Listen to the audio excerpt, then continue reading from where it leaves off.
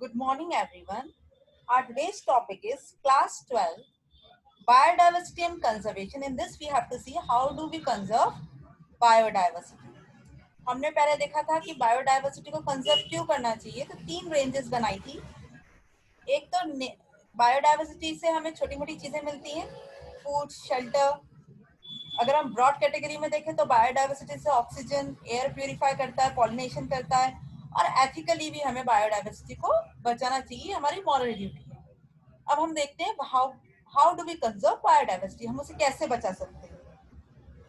Conservation of biodiversity means the management of the human use of the biosphere so that it may give maximum benefit to the present generation while maintaining its potential to meet the need and aspiration of future generation. There are two basic strategies of biodiversity conservation. One is called as in situ conservation. Another one is known as ex situ conservation. So biodiversity का conservation जरूरी हमारे लिए इस तरीके से होना चाहिए कि हम भी उसका यूटिलाइजेशन कर सके और आने वाली जनरेशन को भी उसका बेनिफिट मिल सके। तो इसको हमने दो कैटेगरीज में डिवाइड करा है, या दो तरीके से हम इसका कंजर्वेशन कर सकते हैं बायोडाइवर्सिटी का। एक इन सिटू कंजर्वेशन होता है और दूसरा एक्स सिटू कंजर्वेशन। इन सिटू कंजर्वेशन क्या होता है देखते हैं। इन सिटू कंजर्वेशन का मतलब होता है जहां वो बायोडाइवर्सिटी है, वो प्लांट है, वो एनिमल है, उसी नेचुरल हैबिटेट में उसका कंजर्वेशन इन सिटू कंजर्वेशन कहलाता है। The in situ approaches include protection of a group of typical ecosystem through a network of protected area. These include protected areas, biosphere reserves, sacred forests, sacred lakes. तो जहाँ पे वो biodiversity है उसी के natural habitat में उनका जो प्रोटेक्शन होता है उसे इन सिटू कंजर्वेशन कहते हैं। जैसे नेशनल पार्क्स हैं, नेशनल फॉरेस्ट है, तो वहाँ पे नेशनल फॉरेस्ट में जो प्लांट्स एनिमल है उनका वहाँ प्रोटेक्शन हो रहा है, पूरी की पूरी बायोडाइवर्सिटी का वहाँ प्रोटेक्शन हो रहा है, पूरा इकोसिस्टम का प्रोटेक्शन हो रहा है। तो ऐसी कंजर्वेशन इन सिटू कहलाता है। इसमें पहला है protected areas. These are the areas of land or sea specially dedicated to the protection and maintenance of biological diversity, along with natural and cultural resource through legal or other effective measures. World Conservation Monitoring Center (WCMC) has recognized 37,000 protected area around the world. जिसमें से India में 90 national parks है, 448 wild life sanctuaries और 14 बायोस्फीयर्स हैं।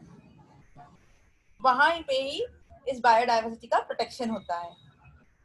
अगर हम national parks देखें, national parks are the government maintained areas which are reserved for the betterment of wildlife, where activities such as cultivation, grazing, forestry, habitat manipulations are not allowed. वहाँ पे किसी भी तरीके का कल्टीवेशन अलाउ नहीं होता, deforestation allow नहीं होता, वो सिर्फ और सिर्फ वाइल्ड लाइफ के कंजर्वेशन के लिए यूज की जाती है। येलोस्टोन नेशनल पार्क यूएसए में, रॉयल पार्क सिडनी ऑस्ट्रेलिया में, और जिम कॉर्बेट पार्क इंडिया में नैनीताल में। सबसे पहला नेशनल पार्क था इंडिया का 1936 में एस्टेब्लिश हुआ था। प्रेजेंटली इंडिया में 90 नेशनल पार्क्स हैं जहाँ पे वाइल्ड लाइफ का क्या हो रहा है, प्रोटेक्शन हो रहा है, पूरी की पूरी बायोडाइवर्सिटी का प्रोटेक्शन हो रहा है। एस्चुरीज भी यूज होती है बायोडाइवर्सिटी के प्रोटेक्शन के लिए। Sanctuaries are the areas reserve for the conservation of animal only. इसके अलावा वहाँ पे harvesting of timber, collection of minor forest product, private ownership rights, ये अलाउड रहता है, लेकिन वो तब तक अलाउड है जब तक वो बायोडाइवर्सिटी या वहाँ के प्लांट्स और एनिमल को हार्म नहीं करे। Bio reserves, these are multi-purpose protected areas which are meant for preserving genetic diversity in representative ecosystem of various natural biomes and unique biological communities by protecting wildlife population. Traditional lifestyles of tribal and domestic plants and animal genetic resource. The concept of creation of bioreserves was initiated in 1975 under Man and Biosphere program of UNESCO. यहाँ पे तीन zone होते हैं biosphere में, एक को core zone कहते हैं, दूसरे को बफर जोन, और तीसरा ट्रांजिशनल जोन होता है। Core zone comprises of an undisturbed and legally protected area ecosystem. यहाँ पे किसी भी ह्यूमन एक्टिविटीज को अलाउ नहीं करा जाता है इस जोन में। Buffer zone surrounds the core area, ये कोर एरिया को सराउंड करता है buffer zone, and it's manage to accommodate a great variety of resources. Use strategy, research and education, इसमें सिर्फ एजुकेशन या रिसर्च के लिए अलाउड होता है। एक ट्रांजिशनल जोन होता है जो बफर जोन के बाहर होता है बायोस्फीयर में. It is the outer peripheral part of biosphere where cooperation is present between the reserve management and local people for the activities like settlement, cropping, recreation, forestry. तो थोड़ा बहुत यहाँ पे रिक्रिएशन क्रॉपिंग पर्पस के लिए लोगों को अलाउ कर दिया जाता है. तो अगर ये इनसे बायोडाइवर्सिटी का क्या हो जाता है, कंजर्वेशन. सेक्रेड ग्रूव्स, गुफाएं और लेक्स भी हम वहां पे भी बायोडाइवर्सिटी का प्रोटेक्शन हो सकता है. Sacred groves are the forest patches around the places of worship which are held in high esteem by tribal communities due to their religious scanticity. जो ट्राइबल पीपल्स होते हैं वो जो फॉरेस्ट एरिया वगैरह होते हैं वहाँ पे जो गुफाएं वगैरह होती हैं वहाँ के जो प्लांट्स और एनिमल्स होते हैं वो उनके बहुत ही ज्यादा पूजनीय होते हैं. वो उनकी पूजा करते हैं, उनकी रक्षा करते हैं. तो बायोडाइवर्सिटी का ऑटोमेटिकली वहाँ के प्लांट्स और एनिमल की रक्षा हो जाती है.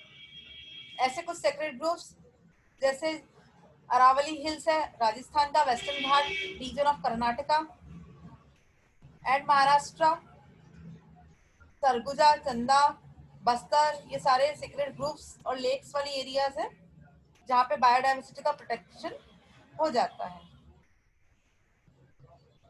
Next is hotspot. Hotspot are the rich and the most threatened reservoir of plant and animal life on the earth. The concept of hotspot was developed by Norman in 1988 to designate the priority area for in situ conservation. The main criteria for determining a hotspot are species richness and number of endemic species. Endemic species क्या होती हैं? The species confined to that region and not found anywhere is called as endemic species. Degree of threat, which is measured in term of habitat loss. So these areas are called as hotspots.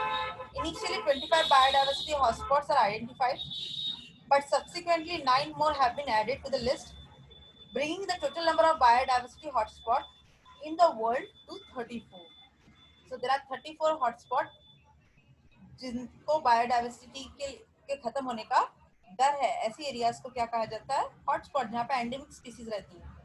और near about अभी 34 species जो है जो hotspot के अंदर आती है. In the next video, we are going to see what is ex situ conservation. Thank you.